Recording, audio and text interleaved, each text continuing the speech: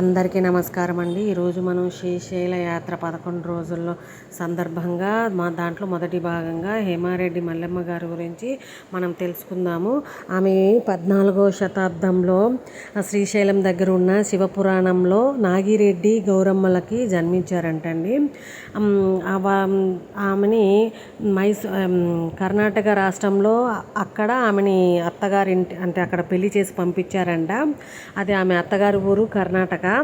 అక్కడి నుంచి అత్తయ్య వాళ్ళు పెట్టిన కష్టాలు బాధలు భరించలేక మళ్ళీ శ్రీశైలానికి వచ్చి స్వామివారిని స్మరించుకుంటూ ఇక్కడే ధ్యానం చేసుకుంటూ ఉండిపోయారంట. ఆమె స్వామివారిని కూడా అరిచేతిలో పెట్టుకొని ధ్యానిస్తూ ఉంటారండి. చూడండి ఆ పిక్చర్లో ఉన్నట్లుగా నిత్యము భగవన్నామ స్మరణలోనే జీవిస్తూ ఉండేవారనమాట. ఆమెకి గుడి కూడా అలాగే కట్టుంటారు, మల్లమ్మ కన్నీరు దేవాలయము అని. ఆ కన్నీరు దేవాలయం ఎందుకు వచ్చిందంటే చెప్తాను. ఇది ఆమె గుడి అండి. ఆ గుడి లోపలికి కెమెరాలో చేయలేదు. అంటే ఆమెకి ఆ పేరు ఎందుకు వచ్చిందంటే స్వామివారిని ధ్యానిస్తూ ఉన్నప్పుడు ఆమెకి ఆనంద బాష్పాలు వచ్చాయంటండి. ఆయన స్వామివారు ప్రత్యక్షం అవ్వగానే ఆ ఆనంద బాష్పాలేనండి ఆమె కన్నీరు. అవి గర్భగుడిలో ఇప్పటికీ కూడా నీళ్లు వస్తున్నట్టు సౌండ్, ఆ చిన్న గొంత ఉంటుందండి. ఆ గొంతు మాత్రం నిండదు, ఆ సౌండ్ మాత్రం క్లియర్గా వినిపిస్తుంది. అదేనండి ఆమె గుడి, అది గర్భగుడి. చూడండి కొండల దగ్గర నుంచి నీళ్లు ధారల్లాగా వస్తున్నాయి కదా, ఆ ధారలు కూడా ఆమె ఇదే వల్లేనని అంటారు. అక్కడ ఇప్పుడు చూపిస్తున్న ఈ ప్లేస్లోనే ఆమె నివసిస్తూ ఉండేవారంటండి. అక్కడే చాలా అంటే విశేషమైన వస్తువులు కూడా ఉన్నాయి ఆమె. ఇప్పుడు మనం చూడొచ్చు, ఇక్కడ ఒక బావి కనిపిస్తుంది, ఒక చెట్టు, చిన్న గుడి. ఇవన్నీ ఏందిరా అంటే ఈ చెట్టుకు ఒక చరిత్ర ఉంది. ఈ బావి కూడా మల్లెమ్మ గారే తోడారు. ఇక్కడ జనాలు ఉన్నారు కదా, ఆ జనాలు ఉన్న దగ్గర రోకలి అని ఉంటుంది, దానికి కూడా ఒక చరిత్ర ఉంది. అంటే అది స్వయంగా మల్లెమ్మ గారే తయారు చేసుకున్న రోకలు అంటండి. దాంట్లోనే ఆమె దంచుకొని ఆమెకి అదే మనం ఇంటికి దంచుకుంటాం కదా పచ్చళ్ళు, అలాగ దంచుకునేటిది అంటండి. అది ఆమె స్వతహా ఆమె తయారు చేసుకున్న రోకలు అంటండి. దాని మహిమ కూడా ఒకటి ఉందండి. దాని గురించి నేను ఇంకొక వీడియో చేస్తాను. ఈ వీడియోలో మొత్తం చేద్దాం అనుకున్నా కానీ చాలా లెంత్ అవుతుంది. అందుకని దీన్ని నేను మీకు రెండు భాగాలుగా చూపిస్తాను. అది నేను నిలబెట్టానండి అలాగా. దాని గురించి కూడా మీకు క్లియర్గా నేను చెప్తాను.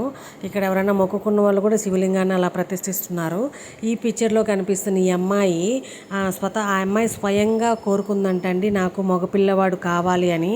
అక్కడ ఉన్న ఆ పాప, 2 ఆడపిల్లలంట ఆమె కోరుకుందంట. ఈ బావిలో నుంచి నీళ్లు తీసుకెళ్ళి స్వామివారికి నిత్యము మల్లెమ్మ గారు అభిషేకం చేసి పూజ చేసేవారంట. చూడండి ఇక్కడ క్లియర్గా రాసుంది. ఆవు పేడతో కూడా, స్వచ్ఛమైన ఆవు పేడతో ఆమె ఈ బూది తయారు చేసి స్వామివారికి సమర్పించేదంటండి. ఇక్కడున్న ఉయ్యాలలో మనం ఒక ముడుపు పెట్టి దాన్ని 3 సార్లు ఊపి, ఇక్కడ కనిపిస్తున్న ఇందాక చూపించాను కదా ఆ చెట్టేనండి అది, అక్కడ ఆ చెట్టుకి కట్టి 5 ప్రదక్షిణాలు చేస్తే మనకి ఆడపిల్ల కావాలంటే ఆడపిల్ల, మగపిల్లవాడు కావాలంటే మగపిల్లడు ఖచ్చితంగా జన్మిస్తారంట. ఇందాక ఆ ఫోటోలో చూపించాను కదా, ఆ అమ్మాయి సేమ్ ఆ విధంగా మొక్కుకుందంటండి. ఆ మొక్కుని చెల్లించడానికే వచ్చింది అక్కడికి. ఇది మల్లెమ్మ గారు ఉండే ఇల్లు అంటండి. అప్పట్లో ఆమె కట్టుకున్న ఇల్లు, ఆ ఇంట్లో ఆమె నివసిస్తూ ఉండేవారనమాట. ఆ చుట్టూ సరౌండింగ్ అండి అది ఆమె ఉన్న ఇల్లు. ఆ ఇంటి లోపల కూడా చిన్న గదేనండి. ఆ ఇంట్లో ఆమె ఒక్కరే ఉండేవారనమాట. ఆ ఇంట్లో ఉంటూ స్వామివారిని స్మరించుకుంటూ ఆమెకు కావాల్సిన ప్రతీది, వరి, కూరగాయలు ప్రతీది ఆమె స్వతహా పండించుకునేదంటండి. ఆమె అప్పట్లోనే స్వయం కృషి మీద తను ఒక్కటే ఆ ఏరియాలో, అది భయంకరమైన అడవి అండి, ఇప్పటికీ అడవే అది. అక్కడ ఆ ఇల్లు తర్వాత ఇంకంతా అడవే. చుట్టుపక్కల కూడా ఒక గోడ అనేది కూడా ఏమీ లేదు.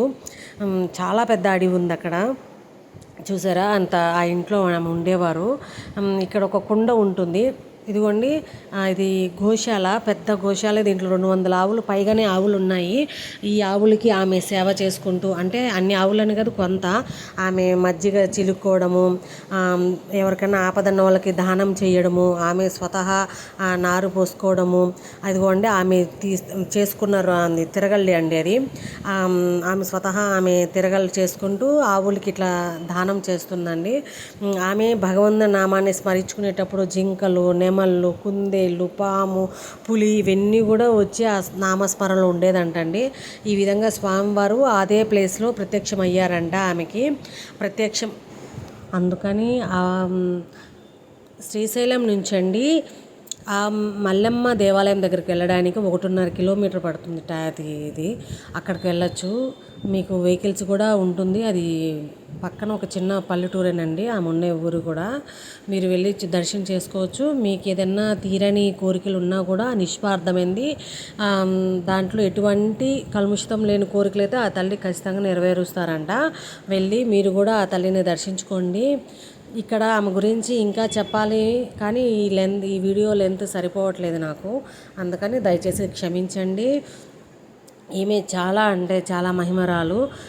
ఆమె ఎలా జన్మించారు, ఎవరికి జన్మించారు అనేది నేను ఇంకొక వీడియోలో చెప్తాను. థ్యాంక్ యూ సో మచ్ అండి. నా వీడియో చూసినందుకు షేర్ చేయండి, లైక్ చేయండి, సబ్స్క్రైబ్ చేసుకోండి, బెల్ సింబల్ కూడా ప్రెస్ చేయండి. ధన్యవాదాలండి.